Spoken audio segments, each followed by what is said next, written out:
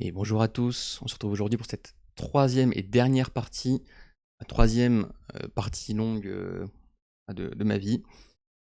Couple au bâtiment, troisième ronde, on est en 2-0 avec le Kamogawa Chess Club. Et on affronte pour cette dernière ronde le club La Tour Blanche Échec. Donc, situation, si on gagne, bon, on est qualifié à coup sûr pour les phases régionales. Si on fait nul, je crois qu'on est quasiment d'office sélectionné, mais il faut faire attention avec les départages, on sait jamais. Ça dépend aussi des autres matchs. Donc, bah, évidemment, l'objectif c'est de gagner, hein. Continuer sur notre lancée, faire un 3-0.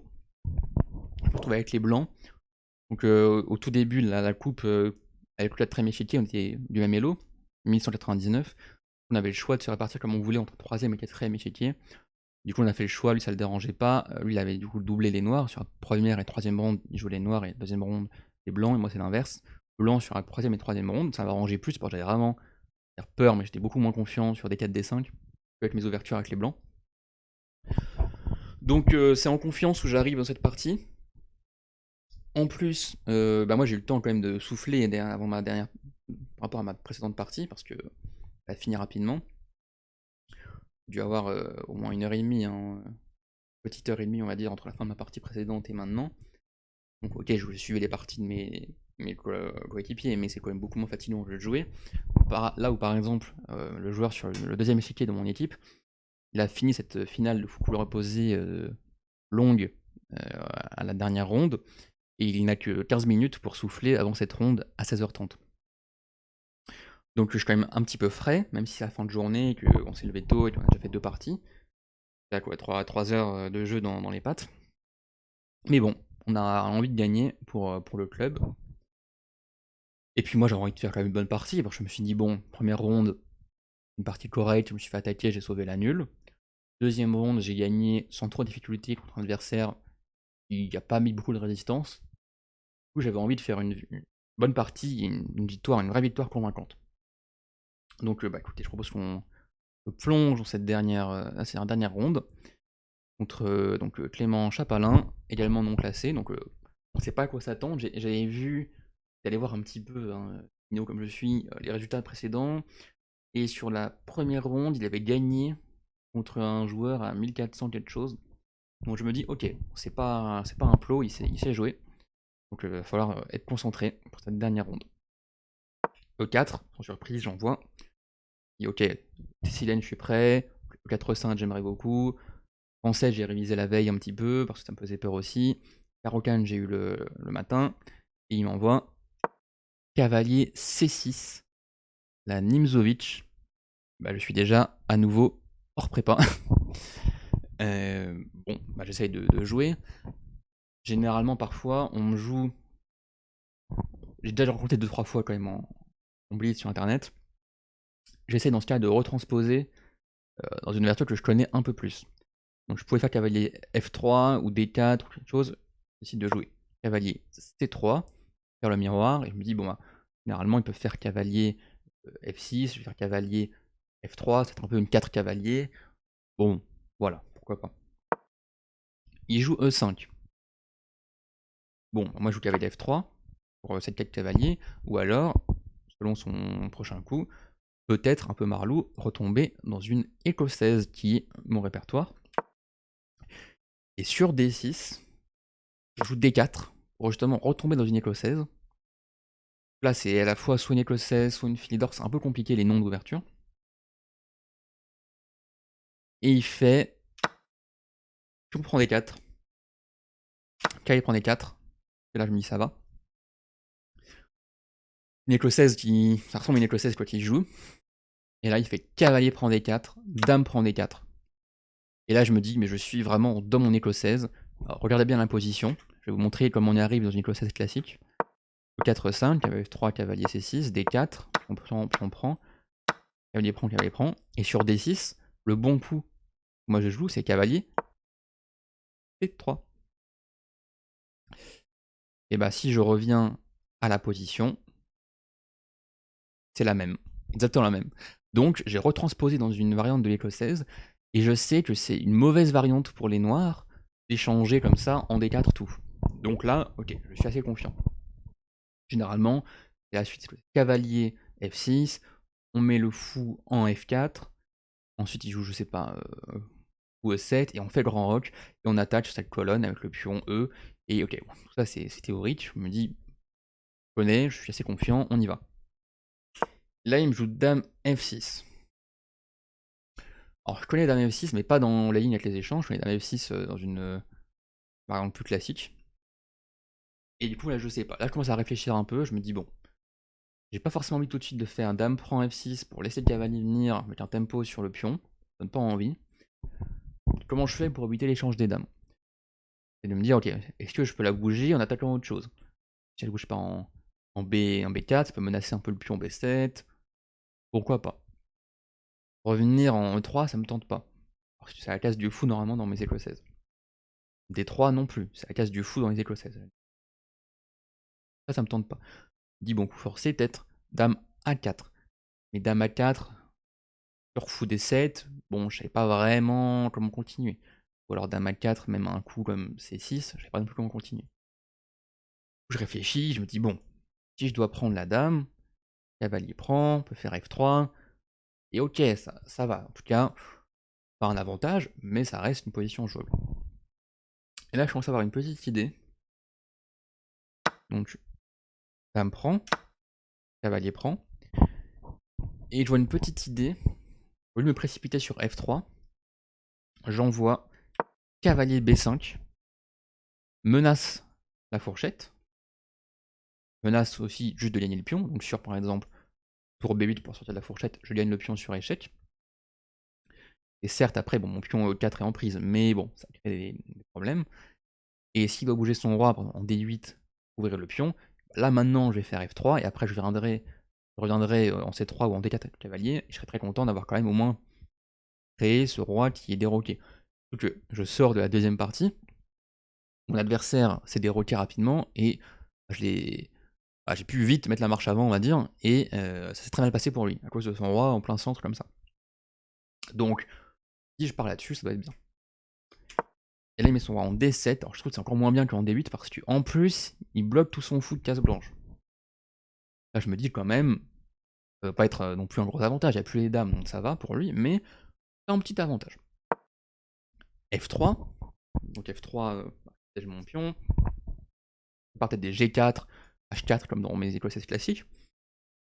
Donc voilà, je me dis ça va. Il me repousse, je reviens. Alors, j'ai hésité à revenir en C3 ou en D4.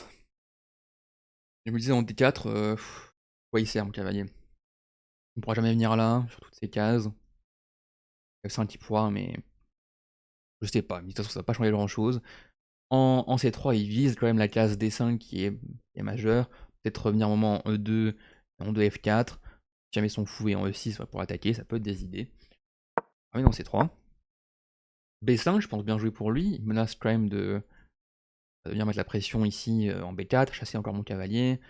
Et s'il menace vraiment B4, en tout cas, c'est pas top pour lui. De faire A3 pour empêcher un peu ces idées-là. A noter aussi que, on sait tout de suite, mais sur B5, j'ai toujours réfléchi à cavalier prend, pion prend, fou prend, jouer dynamique. Il y avait une tour derrière, ça aurait pu jouer un peu, mais avec la juste E6, et j'ai jamais vu comment ça pouvait marcher. Mais j'ai toujours ce thème à l'idée constamment. Peut-être que là ça marche, par exemple. Ça marche pas, mais imaginons ça. Prise, maintenant que le fou est plus là, bon, je sais pas, je calcule à chaque fois. Très logique, il met son fou sur la diagonale, son roi le bloc, va venir en E6. En même temps, son fou, un peu comme la partie précédente, tape un peu dans le vide. Enfin, dans le mur plutôt, je tape pas dans le vide. Même pas dans le vide. Bon, moi, dans cette position, j'ai plusieurs idées. J'ai toujours des idées à un moment de pousser à 4 pour totalement ouvrir et contrôler ça. Je joue encore une fois sur l'avance, on va dire, de développement, et sa tour là qui ne joue pas, son fou s'il est en E7, il va être un peu triste. Les tours sont pas liés pour l'instant. Réfléchis à des idées comme ça. Je me dis, bon, avant toute chose, ne faisons pas le fou, je finis de me développer, je mets mon roi à l'abri, et après, on va voir pour créer des faiblesses, faire des attaques, des trucs comme ça. fou D3, une case classique pour bon, le fou de case blanche dans les écostaises. Ça renforcer le contrôle du pion central et bien là où il est. Justement, prépare le roc. Là, je commence à avoir un petit peu, alors, pas peur, mais je me dis, ok, bon, il y a des 5 quand même. Et si je prends, je suis vraiment heureux. Puis j'ai aussi peur à un moment si je prends pas. Si je peux me dire, ok, je le laisse en ici. J'ai un peu peur. B4, et sur après en B4, le fou se développe d'un coup, et tout mon cavalier. Pour mettre mon fou en D2, c'est un peu compliqué.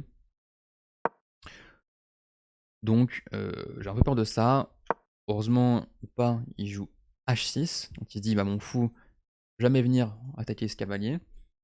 Mon fou, où est-ce qu'il peut se développer? Il peut venir en E3, il peut venir en F4 potentiellement. Là j'ai un gros dilemme.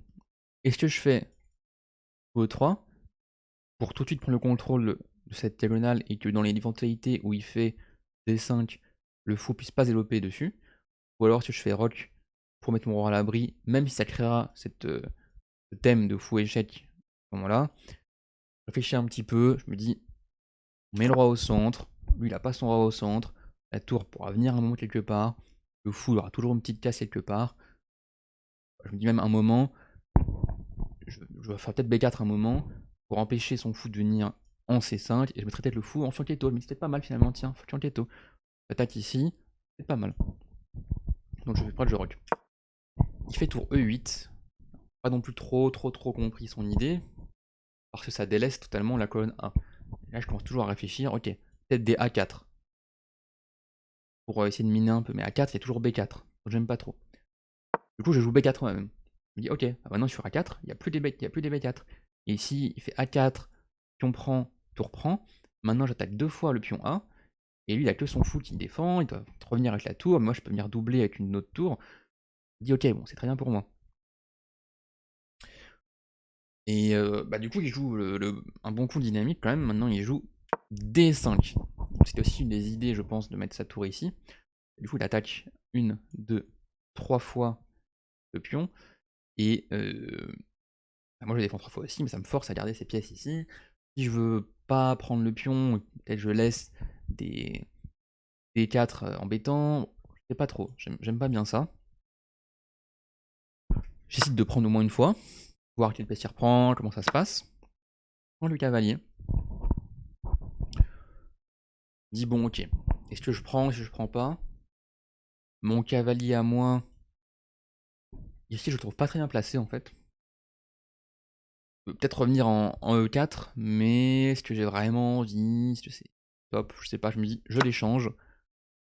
Et après, fou prend, je me dis ok, je suis quand même pas trop mal. Mon roi est en plein centre, sur la colonne avec son fou, petit thème tactique éventuel du clouage. Les tours sont pas liés, son fou pour l'instant, il n'y a pas de beaux horizons. Moi je vais mettre mon fou en fianchetto, les 2 tours au centre. Ok, ça doit être gagnant. Mais, je sais pas dans quelle ordre le faire. C'est un peu compliqué. Je me dis, est-ce que je dois jouer un peu plus tranquille, le fou en B2, et après je ramène les tours, tranquille. Est-ce que je pousse un petit C3 d'abord pour sur les C5, prise, il n'y a plus de problème. Est-ce que je mets le fou en E, enfin, pas E3 parce qu'il a la tour, je mets le fou en F4 pour venir un peu mettre de la pression sur le roi à ce côté-là. Est-ce que je fais pour D1 pour mettre une tour en face? Je me dis sur pour B2 qui est le meilleur coup après l'ordinateur. J'aime pas trop parce que ça laisse le fou sortir. Alors pas tout de suite justement parce que ça met la pression sur le pion, mais dans l'idée ça contrôle pas trop la diagonale du fou. Et bon bah si après il arrive à sortir son fou un moment, après je sais pas, un F6 simplement, et B2 F6, il sort son fou en D6 et qui met les tours sur les colonnes, il les lit, mon avantage il s'évapore. Il y a quand même plus tant de pièces que ça. Les structures de pions sont symétriques, littéralement symétriques à part bon, F3 contre H6. J'essaie de créer un peu l'avantage. En plus, bon, la situation de match sur les autres échiquiers, je sens que c'est tendu. Mon collègue au 4ème échiquier il est encore dans une française qu'il a l'air de connaître un peu, ou en tout cas c'est pas trop complexe. Mais bon, c'est pas trop, enfin je préfère pas tout miser sur lui. Et sur les 2 premiers échiquiers, j'ai pas le détail des parties, j'ai pas eu le temps d'aller voir à ce moment-là, j'étais vraiment concentré dans la mienne. Mais bon, ils ont pas l'air, en langage corporel, ils montrent pas qu'ils sont vraiment, en confiance, en train de gagner tous les 2 leurs parties. Premier échiquier un peu plus, parce que je vois qu'il a un pion passé qui avance, il met la pression, je me dis: «Ah, la limite il va gagner». Ça a l'air plus compliqué un peu, au deuxième. Là, c'est un truc un peu tranquille, nul ou autre.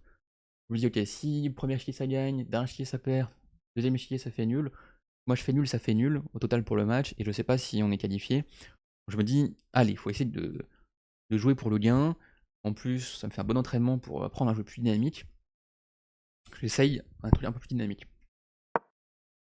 Je mets le fou en F4 avec des idées de chatouiller un peu le pion en C7, mettre le fou sur une bonne diagonale et lier mes tours. Bon, pourquoi pas. Il joue le coup qui m'embêtait le plus. C5. Alors C5, c'est un coup qui m'embête. Pourquoi? Parce que si je prends juste, la structure de pion est ruinée, et il ramène son fou sur échec, il lit ses tours, c'est cuit. Ouais, pas d'avantage, ça va faire nul rapidement, je pense. J'ai longtemps réfléchi à faire un C3 pour prise, prise, et bon, pas trop de soucis. J'ai un peu peur sur C3 éventuellement, enfin peur, je me pose la question sur C3, s'il pouvait pas venir en C4, mais après un coup, comme je sais pas, fou, même les deux par exemple, ou autre, peut-être plus simple de faire A4, et puis en B prend, le pion sera peut-être faible. Bon, j'étais pas trop emballé, mais je me suis dit, allez, quand même, les pièces sont pas sorties là, ce fou et cette tour ne jouent pas. Moi j'ai le fou qui est bien placé, les tours qui peuvent arriver, la colonne qui est ouverte. Il doit y avoir un gain. Et je joue fou F5, échec. Alors là, j'arrive pas à tout calculer, c'est assez confus quand même, parce qu'il y a beaucoup de possibilités. Et je me dis, on a ce fou qui contrôle ici, ce fou qui contrôle là. Si jamais, il met le fou en E6, il y a la tour qui arrive en D1. Si après il revient en E7, il y a la tour qui vient en E1, ça attaque tout. Je me suis dit, bon, pas être mauvais, de toute façon, on envoie, on ouvre les lignes, on ouvre les colonnes, et vienne que pourra. Ce sur quoi il joue, qui m'embêtait le plus après un peu de réflexion sur mon temps et sur son temps, le roi part en C6. Et bon, le roi quand même il part en vadrouille, il est tout seul sur le côté, mais en même temps, il est derrière ses pions, je veux toujours pas faire pion prend C5 à cause du fou qui en a sur échelle, si mon roi bouge en H1, le pion C en plus il m'obstrue la colonne pour taper. J'aime pas trop. Du coup je me dis bon, comment je fais pour continuer de jouer un peu dynamique sur initiative. Et là j'envoie A4. On va tout dynamiter. S'il prend, je prends, il prend, j'ai la tour qui arrive, qui vous sur la colonne, l'autre tour qui peut arriver vite aussi. Si jamais il fait rien, prise, la tour vient quand même. Il prend maintenant, la tour vient. On reprend, la tour vient, ça met la pression, ça défend un peu le pion. On sait jamais, toujours pas assez prend pour pas que le fou vienne sur tempo. Et bon, si on échange tout, si tous ces pions-là échangent, je me dis bon j'ai les tours en plein devant le roi, avec les fous qui tapent un peu derrière, ça peut pas être bon pour lui. Je trouve que c'est bon pour lui, d'après l'ordinateur. Le coup A4 est bon, mais pas à ce moment-là. Le coup A4 était bien meilleur à faire ici, parce que le fou tape encore cette diagonale, et aussi pour une raison un peu complexe que j'avais pas vu dans mon calcul, que je vais vous montrer maintenant. Sur A4, le bon coup, qui n'a pas été joué par les noirs, et on prend B4. Parce que après mon idée de prise, alors il peut pas prendre avec le roi, parce qu'il y a la fourchette, important. Du coup il doit prendre avec le pion. J'ai un filtre, il vient en B7, attaque ma tour, je viens en 6, et là, mon calcul, je m'étais arrêté là, en me disant, bon je vais faire des échecs avec les tours, les fous sont là, c'est bien, tout se passe bien. Je dis ça, de loin, c'est gagnant, avant de jouer à 4. Sauf que, une ressource, du coup de loin j'avais loupé pour les noirs, qui est de faire fou C5 échec, décale le roi. Alors sur roi F1, bon, il est encore repoussé avec fou C4 et il repart un peu loin, hein. Donc là j'ai joué roi H1, j'aurais joué roi H1. Et là maintenant il y a fou D4, attaque la tour, et en fait c'est con, la tour est surchargée. Je dois défendre la tour en A6. La tour en A6 ne peut pas faire un échec ici, il n'y a rien qui se passe. Si la tour bouge, je perds la tour. Et si je mets ma tour par exemple en A4 pour défendre la tour, il y a mat du couloir. Du coup j'aurais dû faire H4 et accepter de perdre la qualité. Qualité avec un pion de moins, et pion doublé. Bon, j'aurais été dans l'embarras. Fort heureusement pour moi, on a tout de louper ça. Et il joue le coup auquel j'avais pensé qu'il allait jouer. Qui paraît logique. Coup C4. Gagne un temps sur la tour. Vient un peu contrôler ses cases sur les pions. Et menace toujours plus tard de prendre ici. Ça paraît très logique. Et alors là, je vais commencer une série de coups dynamiques. Et je vais essayer de jouer très très très tactique. Donc j'essaie de calculer pas mal, prendre le temps.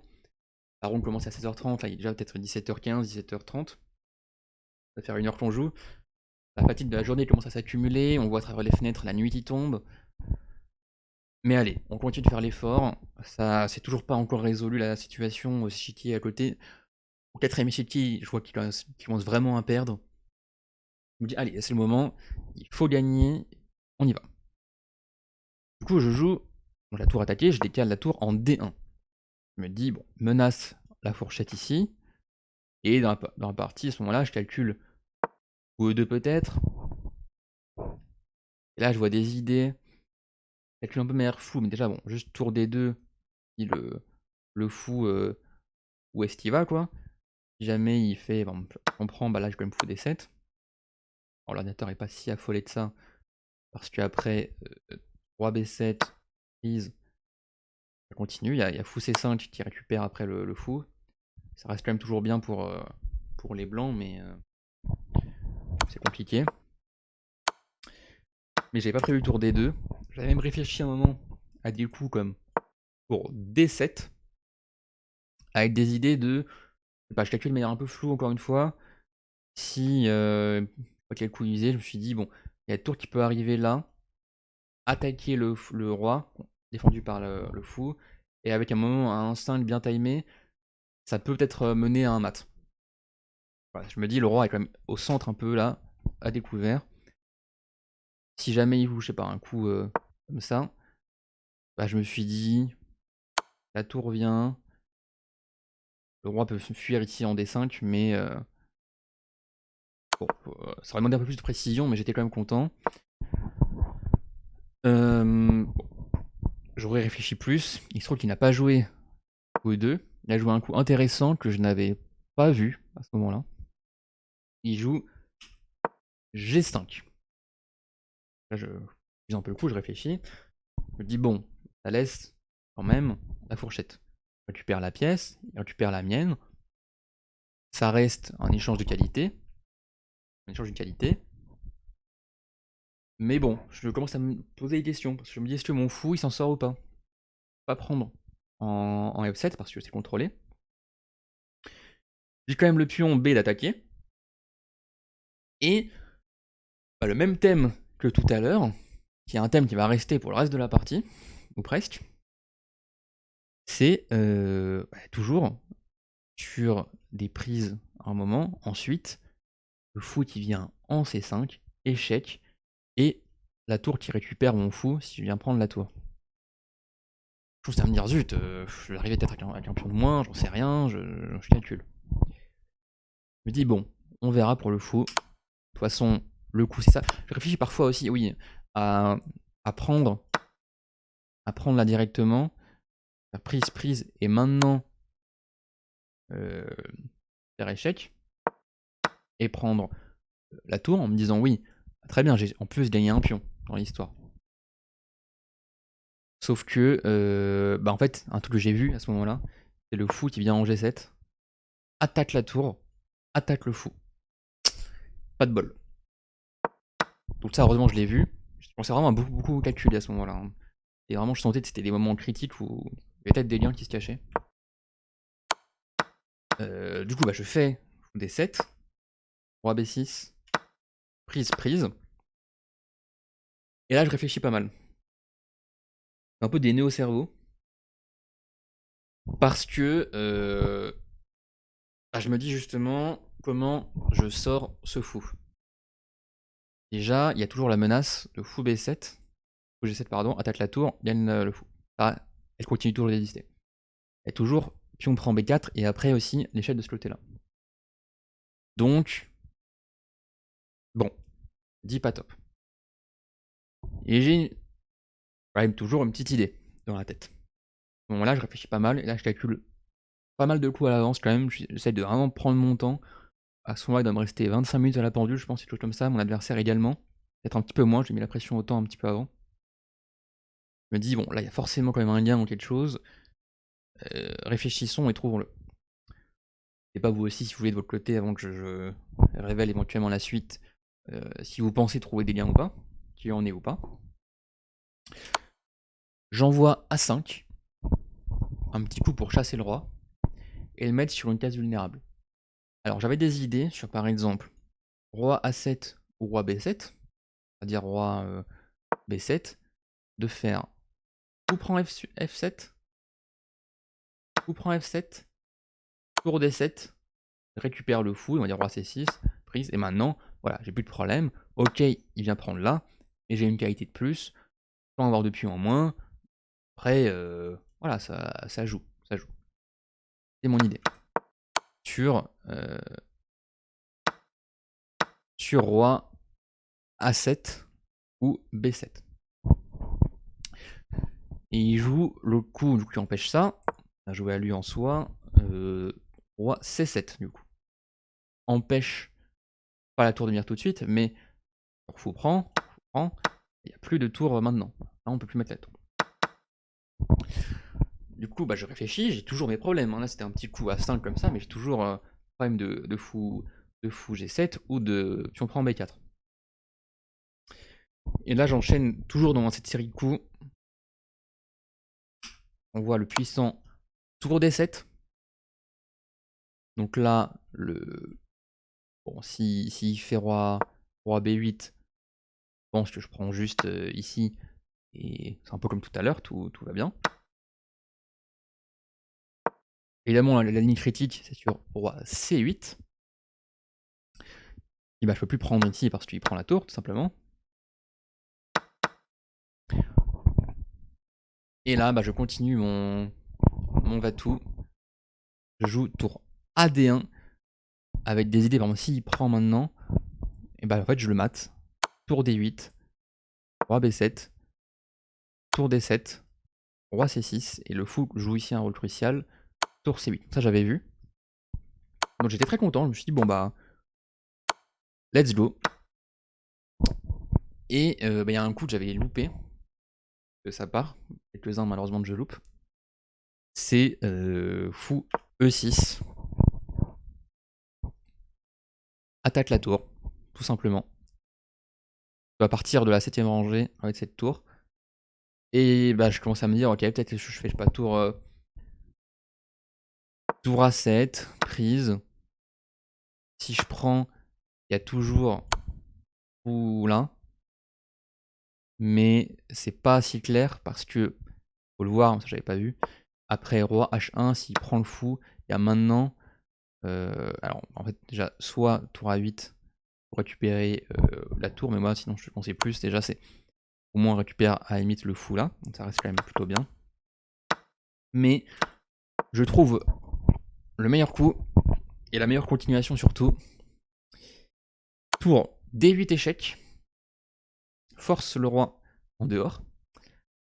La variante critique évidemment c'est roi C7, bah, roi B7 c'est pareil, comme depuis tout à l'heure. Je prends ici, là le fou est même plus protégé. S'il prend, bah, c'est toujours la même. Du coup, bah, on se dit roi Roi C7, qu'est-ce qui se passe? Parce que je peux pas, évidemment pas faire tour 1 D7. Et là, mettez sur pause si vous voulez réfléchir vous-même. J'envoie le puissant. Fou prend F7. Avec l'idée que s'il prend en F7, j'arrive avec la tour de première rangée sur échec. Et après, roi C6, seul coup pour F7. Et le fou est cloué. Et je vais le gagner. Alors, je ne vais pas gagner tout de suite le fou ou la tour. Je vais regagner une autre qualité parce qu'il peut faire fou G7. En fait, je prends donc, soit. En fait, je prends ça, et bon, bah. Ok, là, voilà, j'ai quand même une qualité de plus avec un pion de plus pour l'instant. Je vais pouvoir venir embêter le pion là qui tombe tout de suite parce qu'il ne peut pas venir le défendre. Le pion partira à dame. C'est totalement gagnant. Sur fou prend F7 s'il reprend le fou. Et là, il va essayer de m'embêter un peu. Une dernière arnaque. Qui est, je vous l'avais dit, le thème vraiment toujours cette partie tactiquement. Il vient prendre en B4. Et sur le coup, un peu automatique, fou prend F1. Et bah là, il y a toujours la ressource. Ou C5, roi, H1 ou F1, qu'importe. Maintenant, prise, prise, prise. Et là, c'est une fou couleur opposée. Une finale fou couleur opposée. Bon, ça, c'est nul de chez nul. Donc, je peux pas prendre le fou. Je peux pas prendre le fou. Et bah, du coup, je trouve encore une autre tactique. Qui est le très beau tour prend F8 maintenant. J'élimine ce fou qui n'a pas bougé de la partie, mais qui depuis le début m'embêtait sur les fou C5 échecs. J'élimine ce fou. S'il fait fou prend fou, bah, je prends la tour, et là, pas besoin de dire que c'est gagnant. Et sur le coup, la partie tour prend F8, bah, j'ai fou prend E6, et j'ai une pièce de plus dans cette finale. Donc maintenant, il faut essayer de la convertir. Je suis très concentré, déjà pour pas avoir loupé des fou C5 tout à l'heure qui marchaient, et aussi parce qu'il faut vraiment pour l'équipe que je gagne cette partie, parce que pour le match, voilà, les parties sur le premier et le deuxième chiquier, c'est compliqué. C'est indécis, voilà. Donc là, je vais aller un peu plus vite sur la finale parce que la vidéo dure déjà assez longtemps. Donc il attaque le fou, je le ramène ici pour bloquer les pions passés et protéger mon pion C, très logique. Il ramène le roi. Je pousse H4 pour pouvoir mettre du couloir éventuel à aucun moment et pouvoir pousser avec le roi, attaquer F4. Bon là, il tente des trucs. Je ramène la tour pour la mettre en E4 un moment. Là, j'ai eu entre guillemets peur, j'ai réfléchi, disons, à tour E1, mais je peux au moins prendre F4 et il n'y a pas vraiment de problème, ça gagne tout le temps. Donc il vient protéger son pion, je ramène le roi pour menacer d'attaquer. Il attaque ma tour, je la ramène en E4, en ferme. Il y a toujours un petit chantage un peu à l'échange, hein. Si jamais on échange les tours, normalement c'est bon. Là, il fait une... C'est même pas une astuce, mais pour protéger son pion, si jamais je venais en G4, faire tour G6 et sur roi prend, tour prend, il y aurait le mérite de délier un peu mes tours, mes pions, mais bon, les tours 6 qui attaquent les deux pions, et bah ça serait terminé. Mais je rentre pas dedans non plus. Je joue l'immédiat. Tour E6. Et là, bah, s'il bouge la tour quelque part, je viens prendre A6 ou H6, je pense surtout A6 pour envoyer le pion passer. Alors lui, c'est pion très faible. Totalement terminé. On échange les tours. Donc là, je me dis, ça y est, je vais pouvoir mettre le roi en G4, prendre le pion, on envoie les pions et ça passe. Ces pions ne peuvent jamais pousser parce que je contrôle bien la case avec mes pièces. Et il tente quand même une dernière chance, il est assez combatif. Il tente B3, il sacrifie le pion. Après le coup, j'aurais peut-être dû reprendre avec le pion C, mais je me dis, reprendre avec le fou, je contrôle un peu.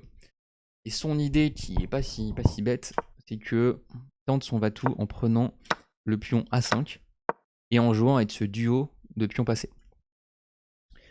Moi, je libère mon pion, il joue A5, Et alors là, il me reste 10 minutes à la pendule, faut vraiment que je gagne la partie. Je n'arrive pas à calculer précisément si la finale, la course passe. Parce que là, si je prends maintenant, là, c'est on rentre à un moment où on fait les promotions en même temps. Certes, j'ai 2 pions de plus, mais une finale de dame comme ça, avec le roi au centre, pas envie de rentrer dedans. J'ai pensé sinon à faire fou A2 à ce moment, et il se trouve que bah, même s'il pousse là, après je m'en vais et ça va. J'ai pas voulu jouer ça. Et sur A5, j'ai joué roi D3 pour vraiment assurer le coup. S'il joue A4, maintenant je joue fou A2. Et en fait, le roi contrôle la case C2 qui est importante. Il vient avec son roi en A3.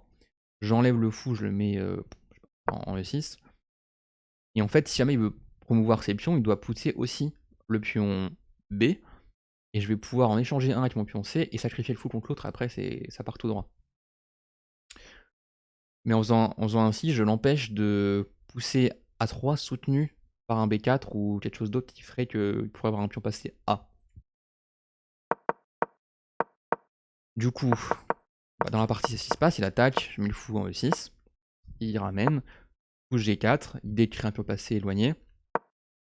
Je pousse. Maintenant, je ramène le fou en A2. Je ramène son roi. Prise. Prise. J'ai même pas réfléchi s'il fallait pousser H ou prendre. Je prends.